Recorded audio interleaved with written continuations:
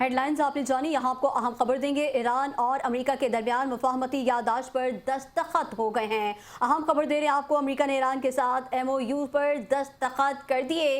अमेरिकी नायब सदर का कहना है कि अमेरिका की जानिब से उन्होंने और सदर ट्रंप ने मुफाहमती याददाश्त पर दस्तखत किए। उनके मुताबिक ईरान की तरफ से ईरानी पार्लिमानी स्पीकर बाकिर कालिबाफ ने दस्तखत किए।